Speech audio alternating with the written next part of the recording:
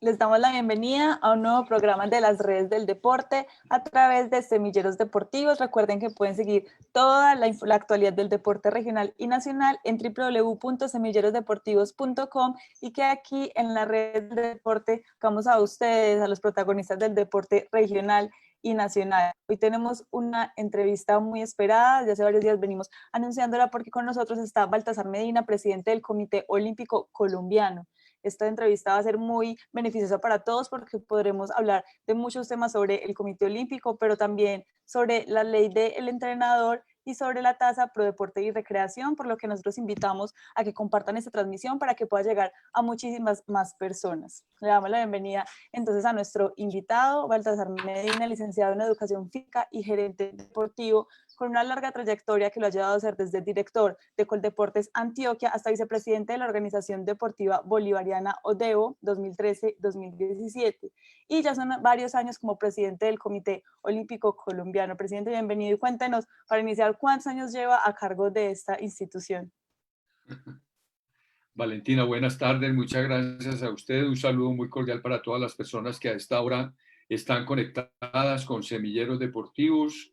Yo completé ya 11 años al frente de la presidencia del Comité Olímpico Colombiano. Es bastante tiempo y es importante recordar a las personas que ante el Sistema Nacional del Deporte ese es un organismo privado, como también lo son las federaciones, las ligas, los clubes, y que todo esto complementa el Sistema Nacional con entidades como el Ministerio del Deporte y las Secretarías del Deporte y Recreación en todo el orden territorial. ¿Cuál es el papel del Comité Olímpico Colombiano dentro de este Sistema Nacional del Deporte? Bueno, como usted lo dijo, Valentina, el Comité Olímpico Colombiano pertenece al grupo del deporte asociado, que es justamente el que reúne las ligas, federaciones y clubes, y el organismo rector de ese deporte asociado es el Comité Olímpico Colombiano. La función principal del Comité Olímpico Colombiano es la preparación y participación de los deportistas colombianos en todos los eventos del ciclo olímpico y en los eventos que organizan las federaciones internacionales de cada deporte. En resumen, es eso, aunque hacemos muchas otras cosas más, desde luego, paralelas a ese trabajo como elementos que ayudan o complementan la labor del Comité Olímpico Colombiano y desde luego las condiciones óptimas para el trabajo de los atletas. ¿Cómo se complementa la función de ustedes como comité con los otros órganos deportivos a nivel nacional? ¿Cómo es ese trabajo que ustedes realizan? Nosotros tenemos una estrecha relación con la otra estructura del Sistema Nacional del Deporte, que es la estructura del deporte estatal, o sea, con el Ministerio del Deporte, los entes deportivos territoriales, tanto de nivel departamental como municipal. Y desde luego la relación es muy estrecha por dos razones. La primera, porque tanto las ligas, las federaciones como el Comité Olímpico Colombiano, buena parte de los recursos para nuestros programas los recibimos del Ministerio del Deporte, de las gobernaciones y de las alcaldías municipales. Y en segundo lugar, porque la ley del deporte, o sea, la ley 181, es muy precisa en definir la función del deporte asociado como complementaria a la labor del Estado. Esto quiere decir que nosotros tenemos que ir muy de la mano del Estado, muy coordinados para que efectivamente se vea la complementariedad de lo que nosotros hacemos en la búsqueda de los objetivos y las metas del Plan Nacional de Desarrollo Deportivo. Muchas gracias. Hablemos un poco de la situación actual que sin duda a todos nos tomó por sorpresa. ¿Cómo analiza desde su rol la afectación? Pues nos afectó en todas las esferas del ser humano, pero el deporte ha sido uno de los más afectados. No, yo diría que las consecuencias de la actual pandemia que padece el mundo entero todavía son incalculables e impredecibles. Nadie se atrevería en este momento a decir en qué situación vamos a quedar. Lo que sí sabemos es que desde luego vamos a quedar en condiciones poco favorables para lo que normalmente veníamos haciendo, lo cual desde luego nos va a demandar mucha imaginación, mucha creatividad, nos va a demandar el rompimiento de muchos esquemas de muchas metodologías de trabajo, porque utilizando una palabra que está muy de moda, pero que es como la única que abarca lo que tenemos que hacer, a todos nos va a tocar reinventarnos, inventar nuevas formas de hacer las cosas y lo más preocupante, de hacer las cosas quizás con muy pocos recursos, lo cual desde luego nos va a costar muchas dificultades, pero son las circunstancias que nos va a tocar vencer y desde luego nuestro reto tiene que ser vencer esas dificultades antes que vencernos nosotros. Así es, hablando de estas noticias que fueron pues un impacto a nivel mundial, yo creo que las más importantes ha sido el aplazamiento de los Juegos Olímpicos Tokio 2020. ¿Cómo asumieron ustedes desde la entidad esta decisión? Bueno, qué buena pregunta, Valentina, porque mucha gente ha querido señalar al Comité Olímpico Internacional, digamos, de cierta actitud irresponsable por haberse demorado tanto para anunciar el aplazamiento de los Juegos Olímpicos. La verdad es que el Comité Olímpico Internacional siempre mantuvo la esperanza de que la ciencia le iba a ganar rápidamente la batalla al coronavirus, que íbamos a contar con esa vacuna. Y yo diría que en medio de todo el desconcierto que generó la aparición de este virus y de la manera tan rápida que se propagó por todo el mundo, había que mandar mensajes de esperanza y lo que hacía el Comité Olímpico Internacional era confiar en que las cosas se iban a resolver muy pronto y que íbamos a poder resolver los Juegos. Sin embargo, cuando el Comité Olímpico Internacional y el Comité Organizador de Tokio 2020 decidieron aplazar los Juegos, fueron muy contundentes en afirmar que eran conscientes de su gran responsabilidad de proteger por encima de cualquier otro interés la salud de los atletas, que es lo que finalmente estamos buscando todos. Y desde luego fue una situación algo traumática para todos los comités olímpicos nacionales. En el caso concreto de Colombia, cuando a nosotros nos decreta el gobierno la cuarentena en el mes de marzo, nosotros tuvimos que suspender abruptamente los planes de preparación que veníamos adelantando con todos los atletas que faltaban por clasificarse para Tokio 2020. Al día de hoy, solo el 53% de los 11.000 atletas que compiten en los Juegos Olímpicos está clasificado. Falta un 47% de atletas y allí es donde Colombia tenía su máxima expectativa de poder lograr un número importante de atletas para Tokio 2020, que lo teníamos calculado entre 90 y 100 atletas. Al día de hoy tenemos 29 clasificados y desde luego tenemos la expectativa de que efectivamente podamos reiniciar nuestra actividad con los atletas muy pronto para poderles dar el nivel de preparación que requieren para poder disputar con éxito esos cupos que aún faltan. Presidente, justamente eso quería preguntar, y es que durante varios meses los atletas han tenido que entrenar desde sus casas. Obviamente no es la misma preparación física y mental. ¿Cree usted que esto afectará el nivel a nivel mundial competitivo para los próximos Juegos?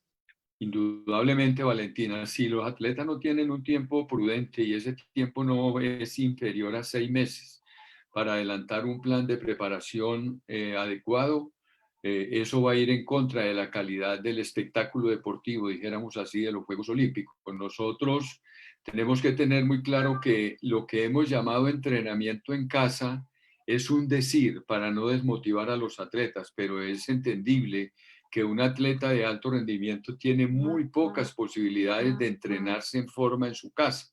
Lo único que hemos vigilado es que no pierdan mayor porcentaje de su forma física, que conserven siquiera el 75% de su forma física, pero indudablemente levantadas las restricciones de la cuarentena, es indudable que los atletas tienen que empezar en un proceso que se llama de readaptación al trabajo físico y al trabajo técnico de su deporte, antes de meterse ya en lo que tiene que ver con las intensidades y las cargas propias del entrenamiento de un atleta de alto rendimiento. Por eso estoy hablando de 6 meses, que para algunos podría parecer mucho tiempo, pero pues no lo estoy diciendo yo, lo están diciendo los expertos, justamente los teóricos y los metodólogos del entrenamiento deportivo.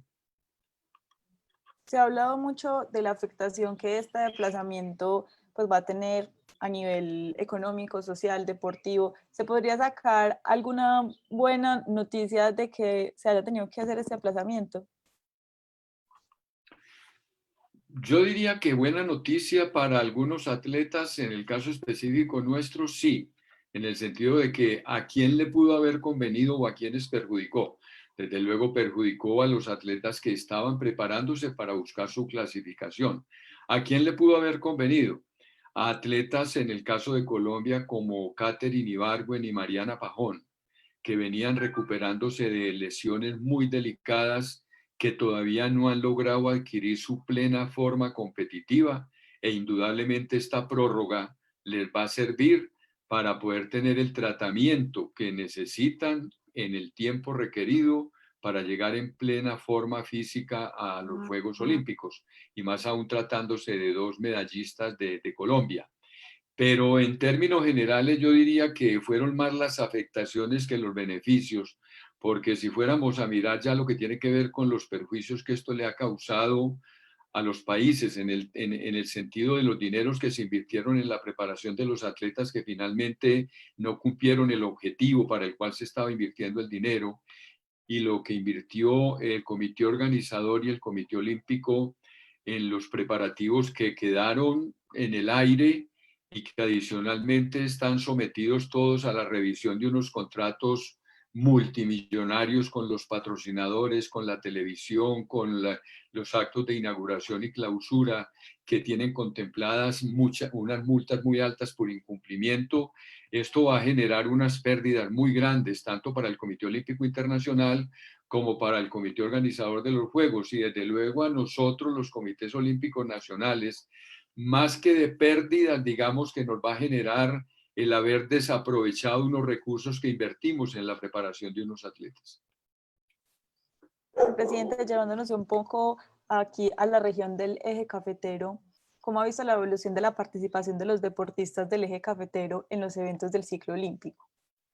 Bueno, el eje cafetero todavía pues tiene una participación, digamos, baja en lo que tiene que ver con aporte a los atletas olímpicos de Colombia. Ustedes saben que en este momento la gran base de los atletas representativos del país están en Antioquia, en Valle, en Bogotá y en Bolívar. Y últimamente se ha ido sumando, digamos, a ese grupo Risaralda con atletas como el caso de Sara López en tiro con arco, por citar un solo ejemplo, Caldas, y muy poco el Quindío. Pero desde luego yo creería que ese es uno, para meternos en un tema que a mí me interesa mucho, ese es una de las ventajas que tiene para el Comité Olímpico Colombiano que se le haya asignado la sede de los próximos Juegos Nacionales al eje cafetero, porque eso va a dinamizar los procesos del desarrollo deportivo local y a recuperar, digamos, procesos de antaño que aportaron mucho al deporte. Por ejemplo, el departamento del Quindío tuvo en los hermanos Buendica en un tiempo un aporte muy importante en pesas a los seleccionados de Colombia, y por eso yo esperaría que los Juegos Nacionales dejen ese entusiasmo y esa dinámica propia que para darle continuidad a los procesos, porque definitivamente en lo que hemos fallado ha sido en eso, en que se interrumpen los procesos y los resultados pues desde luego no se ven. Así es, más allá de los juegos en el eje cafetero, también depende de que la región tenga altos exponentes en todas las diferentes disciplinas. Presidenta, vamos a pasar ahora a la ley del entrenador, que es uno de los temas que nos convoca. Sin duda, los resultados de los deportistas en el alto rendimiento a nivel de los atletas es el reflejo de su formación y la experiencia. Y allí ha sido fundamental la parte del trabajo de los entrenadores deportivos. Entonces les contamos a las personas que de pronto no conocen que el pasado 9 de junio en plenaria de la Cámara de Representantes se aprobó el proyecto de ley, más específicamente el texto rehecho del entrenador deportivo en Colombia, y tuvo 155 votos a favor. Ha sido, eso es súper importante, un proceso de muchos años, alrededor de 8 años, y se ha venido trabajando en conjunto con el Comité Olímpico Colombiano, el Colegio Colombiano de Entrenamiento Deportivo y la Red Colombiana de las Facultades del Deporte, Educación Física y Recreación. Contémosle un poco a las personas en términos generales de qué trata este proyecto. A ver, Valentina, el deporte colombiano tiene su historia los mejores resultados en los últimos años. Y es indudable que ese progreso deportivo del país se debe a la sumatoria de una serie de factores que se requieren para que así se dé, que hemos logrado implementar en los últimos años. El tema de la planeación deportiva, el mejoramiento de los presupuestos, desde luego el gran talento deportivo que tiene la juventud de este país, el tema de la colaboración o la contribución que hacen las universidades justamente, como usted lo menciona, a través de la Red Colombiana de Facultades de Educación Física, Recreación y Deporte, en la formación de profesionales en todos los campos del saber aplicados al deporte, el campo de las ciencias del deporte que se ha desarrollado bastante, pero nosotros en algún momento fuimos conscientes de que el campo de los entrenadores estaba un poco débil porque el país no tiene mayores requisitos de exigencia en cuanto a formación de entrenadores, a pesar de que algunas universidades ya los están formando. Por iniciativa del Comité Olímpico Colombiano y de Arcofader, nos dimos a la tarea de redactar el proyecto de ley del entrenador deportivo para buscar establecer unos requisitos mínimos para que las personas que se dediquen a la enseñanza del deporte en Colombia puedan tener una formación que garantice que su trabajo no va a ir en contra del desarrollo físico y motor de los niños. Tuvimos para esto un argumento muy importante y fue que la Corte Constitucional, mediante un fallo, declaró que efectivamente existía riesgo social en el hecho de que una persona que no tuviera la formación académica y profesional para ser entrenador deportivo ejerciera esa actividad. Entonces, con esto lo que nosotros buscamos con la ley del entrenador deportivo es no excluir de la actividad como entrenador deportivo a las personas que se han venido desempeñando en este campo, sino coger a esas personas y convalidarles la experiencia que tienen, los conocimientos que hayan podido obtener a través de su tiempo de ejercicio profesional y complementarlos con unas bases académicas, científicas, técnicas, metodológicas de la enseñanza del deporte para darles ya una tarjeta profesional que los acredite como entrenador. En esencia, eso es lo que busca la ley del entrenador deportivo. Y para eso, la ley crea el Colegio Colombiano de Entrenamiento Deportivo, que es la entidad que se va a encargar, de un lado, de implementar la ley, de otro lado, de hacer los acuerdos con las universidades del país para que ofrezcan los complementos que le falten al entrenador para adquirir esa tarjeta profesional y desde luego para mantener una constante oferta de actividades de actualización y capacitación para que los entrenadores se estén modernizando en sus métodos de trabajo. Es muy interesante y es muy completo el proyecto que han venido desarrollando. En otros países de Latinoamérica también existen algunos modelos normativos como este. Sí, hay países que están bastante organizados, pero no en la categoría de ley de la República. México, por ejemplo, tiene el colegio, una asociación profesional de licenciados en entrenamiento deportivo, así lo llaman allá, y es justamente con un propósito similar al nuestro. Pero en la categoría de ley, en América somos los únicos. En Europa hay algunos países en donde existen ya ese tipo de exigencias como en España, en algunos estados, por ejemplo, en Cataluña, pero a nivel de ley, en América somos los primeros y desde luego ya estamos convirtiéndonos en referentes para el resto de países porque ya nos están preguntando, venga, ¿qué fue lo que ustedes hicieron allá y cómo fueron capaces de lograr eso en el Congreso de la República? Porque la verdad que yo creo que ha sido un paso de avanzada, Valentina, muy importante que nosotros hemos dado para proteger no solamente la integridad física de los niños y jóvenes que se inician en el deporte, sino desde luego para garantizar que los entrenadores de Colombia son del nivel que requiere un país que ya tiene el desarrollo deportivo que tenemos nosotros. Según este proceso de control de constitucionalidad que hace falta para poner esta ley en marcha, y más o menos cuándo podríamos empezar a verla ya puesta en práctica.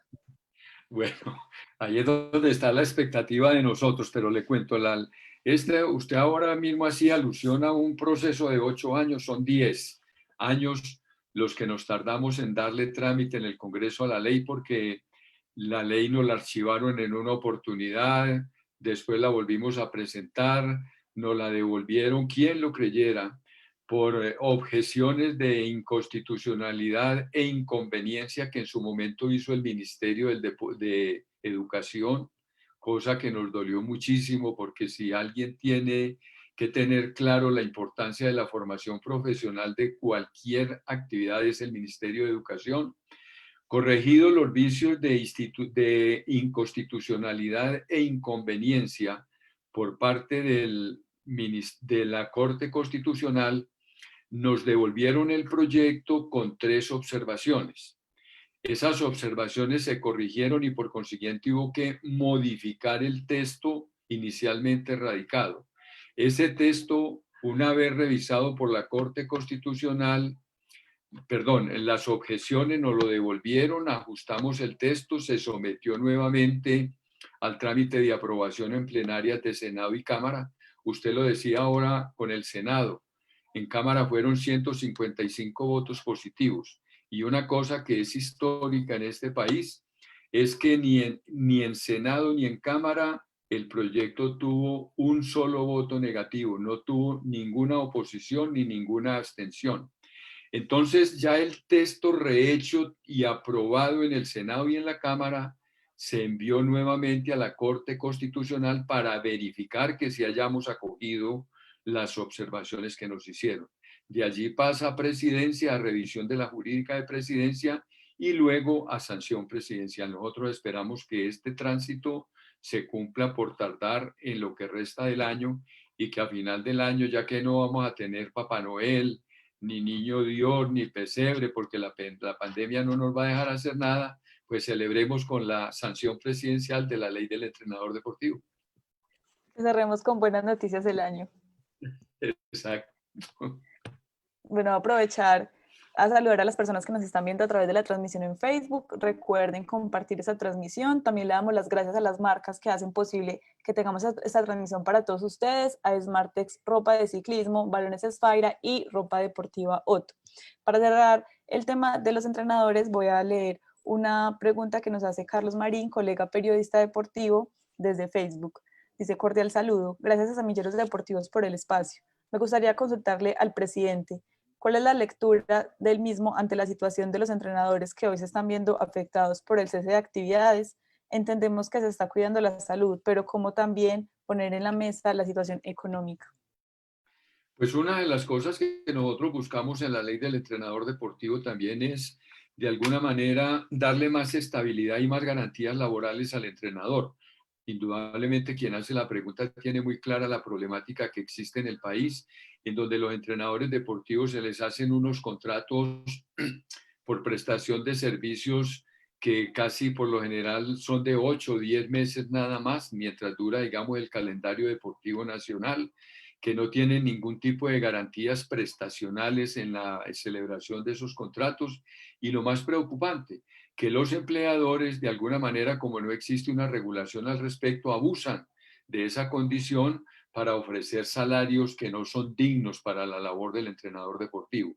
¿Qué pensamos nosotros? Que con el tiempo podamos lograr concertar con las autoridades legales el establecimiento de unos escalafones que permitan establecer las remuneraciones con base en el escalafonamiento del entrenador.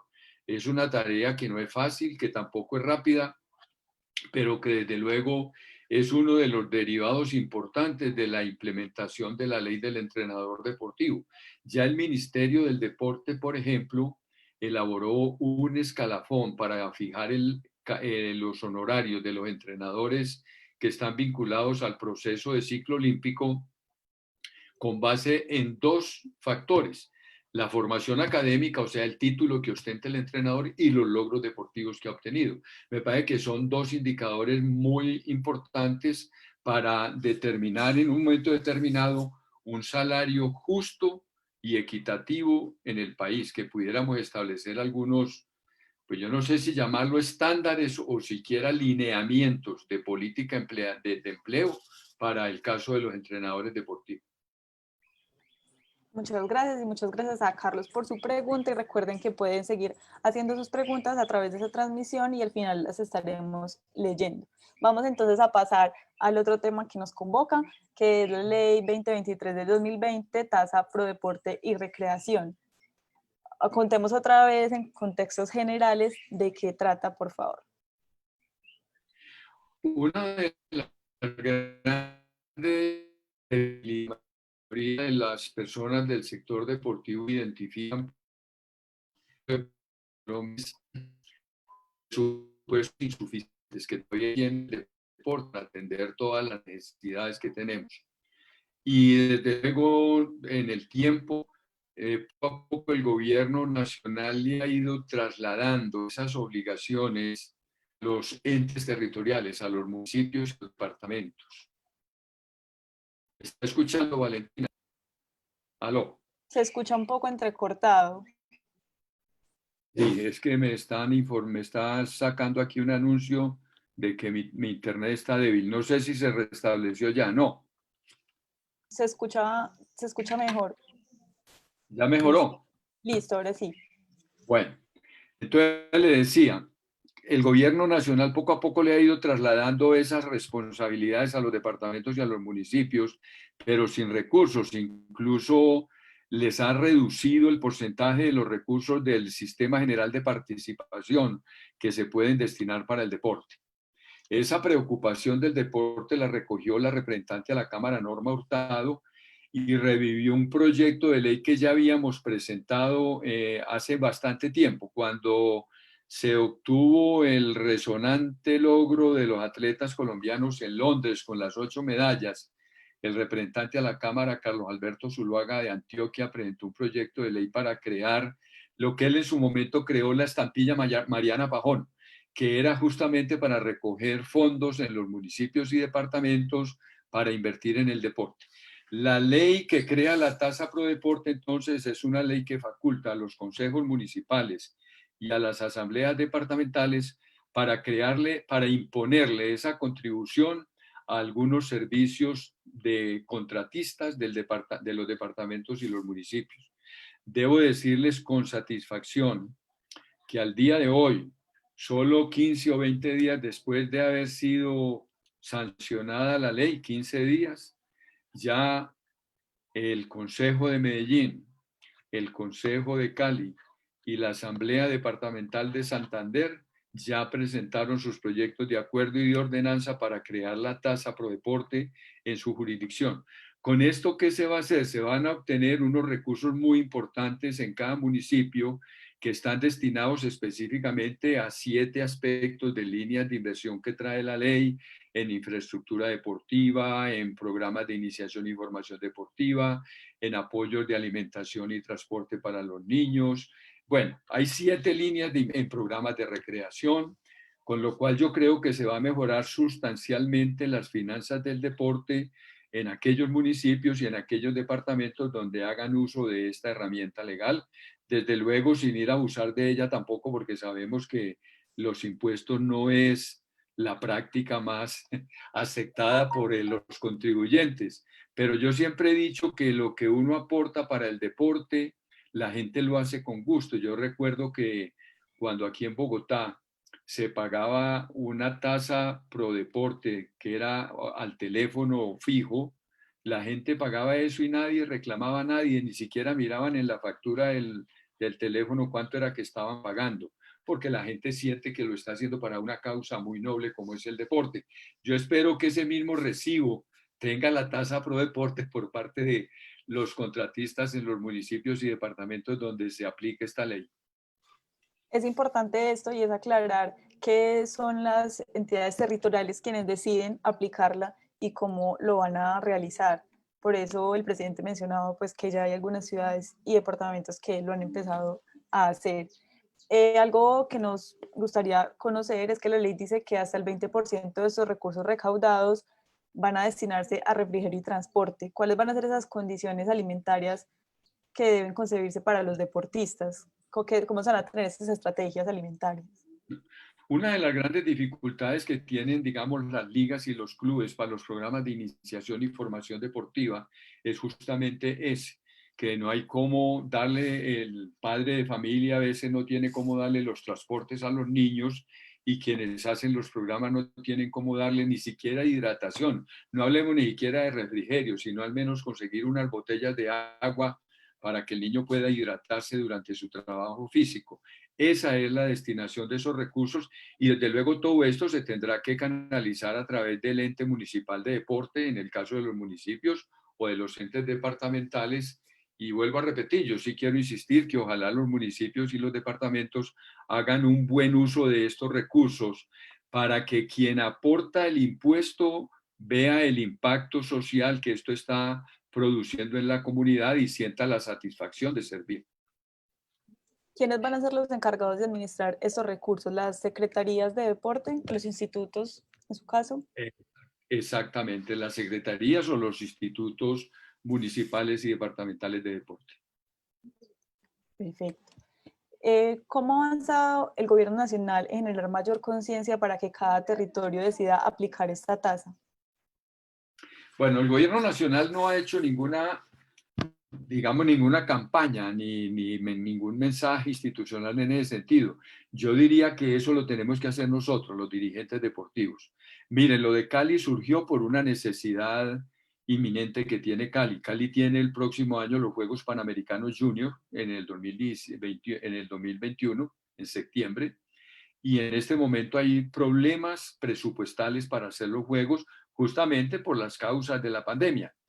Ahora ya Cali tiene la tranquilidad de que van a crear esa tasa pro deporte y ya ellos decidieron que el porcentaje que les permita la ley destinar para esto, en lo que tiene que ver con compra e implementación deportiva, con el mejoramiento de instalaciones deportivas y el pago de servicios, lo van a tener con este recaudo y van a salir de ese problema.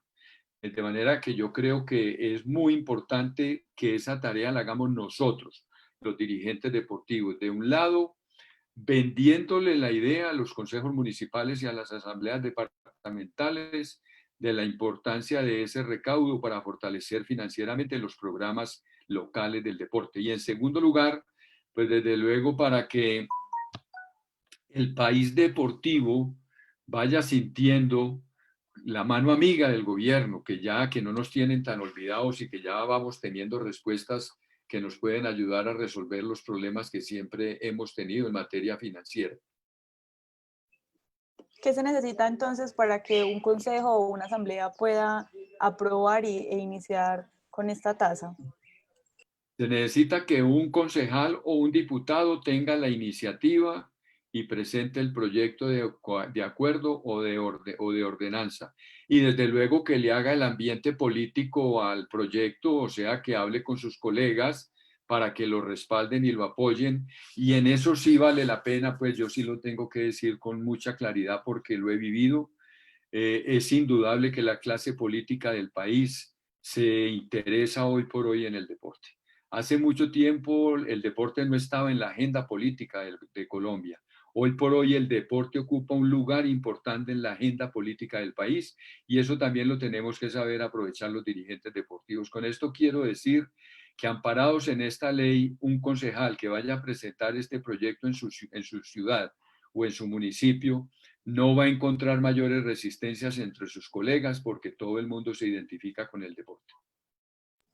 Así es, entonces la invitación es animar también a todos los concejales y diputados para que tengan en cuenta el deporte y sobre todo en esta situación, pues que ha sido un gran afectado. Vamos entonces con las preguntas de las personas que nos han estado siguiendo en esta transmisión. Voy a iniciar con una de mi colega Jason Aguirre de Semilleros Deportivos que nos dice: la ley del entrenador sumado a la ley de tasa pro deporte hace parte de un proceso de reforma normativa al Sistema Nacional del Deporte.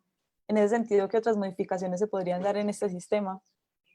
Bueno, no propiamente como parte de una reforma normativa, porque paralelamente a todas estas iniciativas estamos trabajando también con un proyecto de ley para expedir ya no una reforma de la ley 181, sino la nueva ley del deporte colombiano, porque queremos apoyarnos en la transformación de Coldeportes en el Ministerio del Deporte para a partir de allí a formular una nueva ley del deporte en Colombia, de manera que digamos que son actos legislativos totalmente separados, tanto lo de la ley del entrenador como la ley del que crea la tasa pro deporte, del próximo acto legislativo que esperamos del deporte, que es el de la aprobación de la nueva ley del deporte, que dicho sea de paso, se va a radicar el próximo lunes. Y también nos dice Jason, como la tasa pro deporte y recreación está adscrita al modelo de contratación pública, ¿cuáles serían esas excepciones en convenios y contratos que no tendrían la obligación de asumir ese 2.5% de tarifa para la tasa? La ley lo establece claramente y eso está dentro del manejo ya del alcalde o del gobernador, en este caso consejo y asamblea, de decidir a qué tipo de contratos le pueden crear esa tasa. Pero la ley taxativamente sí dice a cuáles no se les puede crear. Los invitamos también en www.semilleresdeportivos.com. Tenemos varias notas al respecto, perdón. Ok, se escuchó muy duro mi perro cuando ladró, son cosas que pasan cuando estamos desde casa. En www.semilleresdeportivos.com pueden encontrar entonces varias notas que tenemos al respecto para que conozcan más detalles.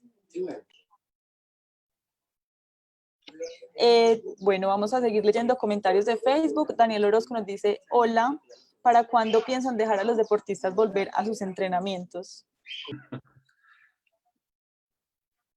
Si alguien tiene ansiedad de volver a los entrenamientos son los atletas, y si alguien está preocupado por la tardanza en que regresen, somos nosotros desde el Comité Olímpico Colombiano.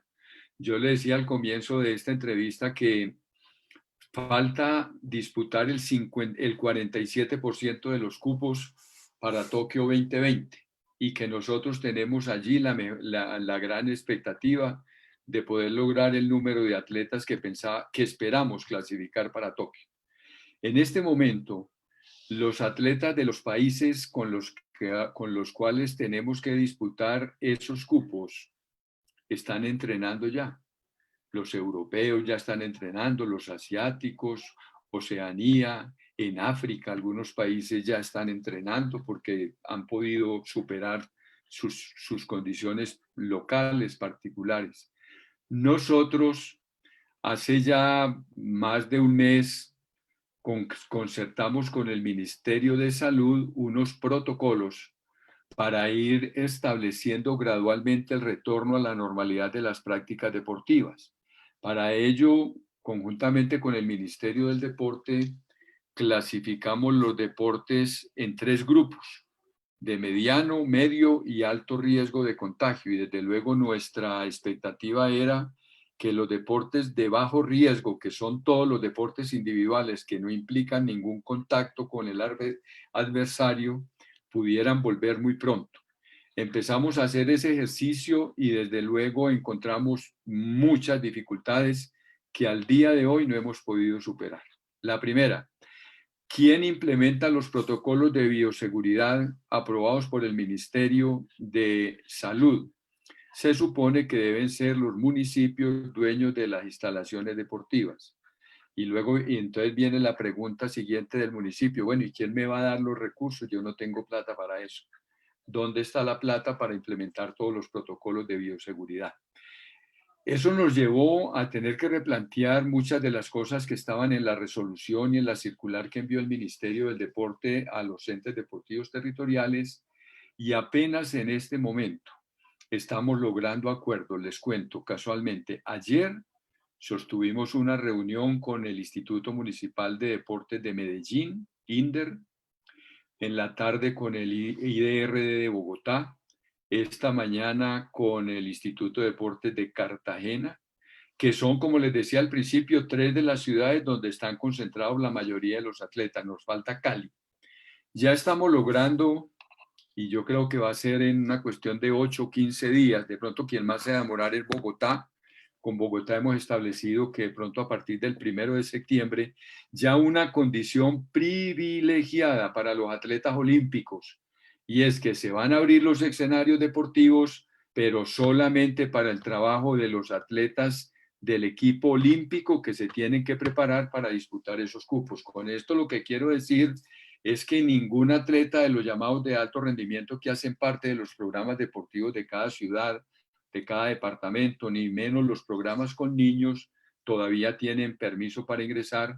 Solamente lo haríamos con los atletas del equipo olímpico que están buscando prepararse para clasificar a Tokio 2020. Muchas gracias. Ahí poco a poco vamos volviendo a retomar actividades. Por ahora pues se priorizarán estos atletas como nos dice el presidente. Para terminar, leo un saludo de Huracán Colpatria, Santiago Ángel Suárez, dice un saludo al doctor Baltasar Medina. Díganle a Santiago, muchas gracias. Muchas gracias entonces a todos por seguir esta transmisión, al presidente por aceptar esta invitación, por contarle a las personas más detalladamente, porque a veces pues en el papel no se entiende muy bien y ya pudimos acá como desglosar muchas cosas que de pronto las personas tenían dudas al respecto. Recuerden compartir esa transmisión para que pueda llegar a muchas más personas y para contarles que el próximo martes 11 de agosto vamos a tener invitados padres de familia, justamente de deportistas de alto rendimiento. Vamos a tener un conversatorio donde vamos a escuchar lecturas sobre la realidad del deporte asociado, como el acompañamiento y las experiencias que tienen los padres de familia. Entonces también los invitamos a escucharlos a ellos y a conocer sus experiencias. Doctor Baltasar, muchísimas gracias por acompañarnos. Esperamos tenerlo de nuevo aquí en Semilleros Deportivos muy pronto.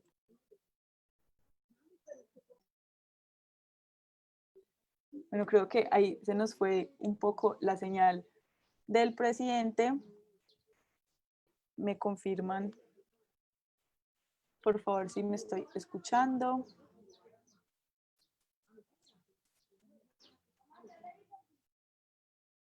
Bueno, seguimos entonces. Para terminar esta transmisión, se nos fue la señal del presidente Baltasar Medina. Le agradecemos por acompañarnos. Alcanzamos a terminar con éxito esta entrevista y recuerden que la pueden compartir para que muchas personas la puedan ver. Le damos las gracias a las marcas que hacen posible tener esta transmisión para todos ustedes, a Smartex, ropa de ciclismo, a Ropa Deportiva Otto y a Balones Esfaira. Justamente Balones Esfaira en este momento está haciendo una campaña para apoyar a los entrenadores deportivos de Colombia.